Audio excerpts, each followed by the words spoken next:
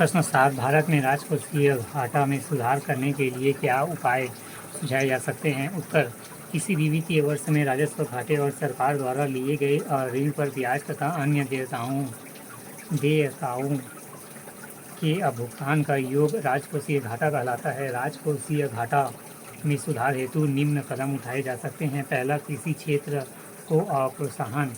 1970 के दशक में जीडीपी में कृषि क्षेत्र की हिस्सेदारी 38% थी, जो वर्तमान में लगभग 17% रह गई है। दूसरा, घरेलू मांग में वृद्धि। घरेलू मांग में वृद्धि कर के विनिर्माण क्षेत्र में विकास किया जा सकता है।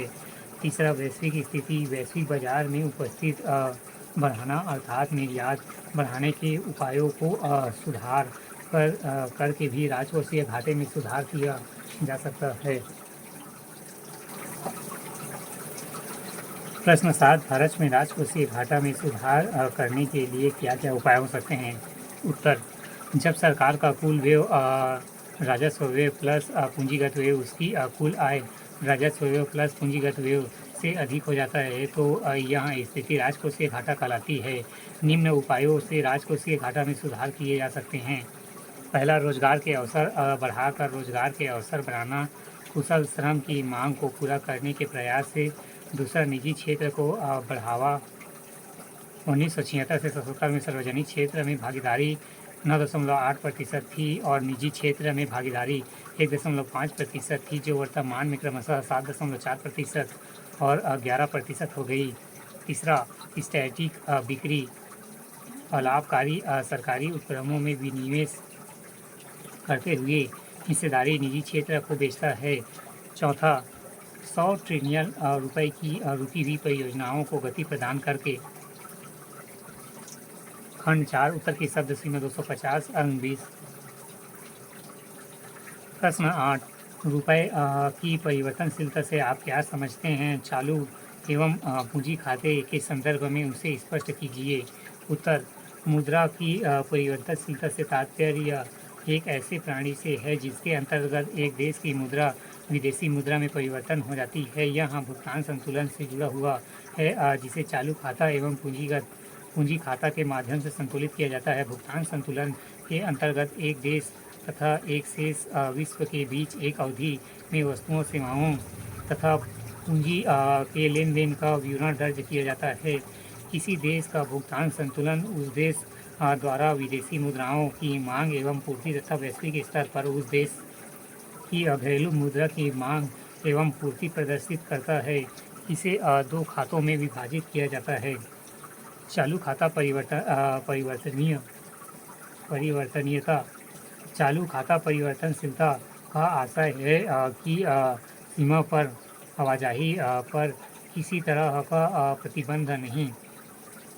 चालू खाता विनियमितता लक्ष्यों, सेवाओं और आय के साधनों के अंतर्राष्ट्रीय मुद्रा से संबंधित भुगतान पर प्रतिबंध हटाने से संबंधित है। मुख्य रूप से आयात निर्यात दृश्य व्यवहार आते हैं।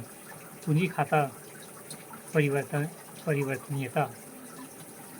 इसका तात्पर्य है कि प्रत्येक विदेशी व्यवहार के लिए बाजार की शक्तियों द्वारा निर्धारित विदेशी विनिमय दर पर विदेशी पूंजी की आपूर्ति, अर्थात यदि कोई निवेशक विदेश में कोई संपत्ति खरीदना चाहता है तो उसको अपनी सरकार से उसके रूप में विदेशी मुद्रा में परिवर्तन कराना पड़ेगा। इसके अंतर्गत विदेशी सहायता, बाजार उधारी, अविनाशी जमा तथा पूंजीगत मदद आती हैं।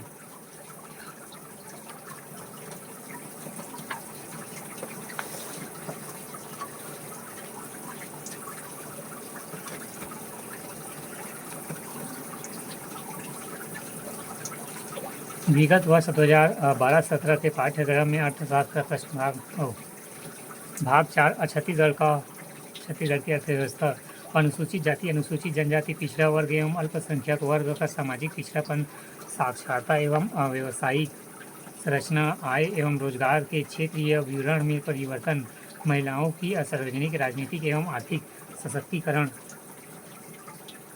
बाल श्रम समस्या, ग्रामीण विकास, राज्य की वित्तीय एवं बजटीय नीति, कर संरचना, केंद्रीय कर में हिस्सेदारी, राजस्व एवं पूंजी खाता में व्यय संरचना। उसी प्रकार योजना एवं गैर योजनागत व्यय सार्वजनिक ऋण की संरचना आंतरिक एवं विश्व बैंक के ऋण सहित बाह्य ऋण छत्तीसगढ़ में ग्रामीण साख के संस्थागत एवं गैर संस्थागत स्रोत सहकारिता की संरचना एवं वृद्धि तथा कुल साख में हिस्से पर्याप्तता एवं समस्या।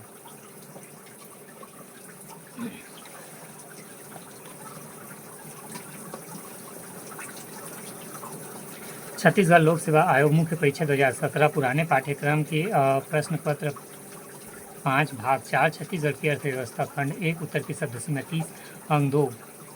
प्रश्न 1 कर क्या है? What is a tax? What is tax?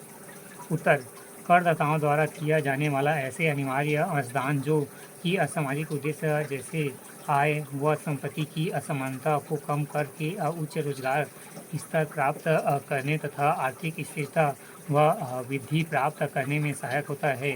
कर एक ऐसा भुगतान है जो आवश्यक रूप से सरकार को उसके बनाए गए कानून के अनुसार दिया जाता है।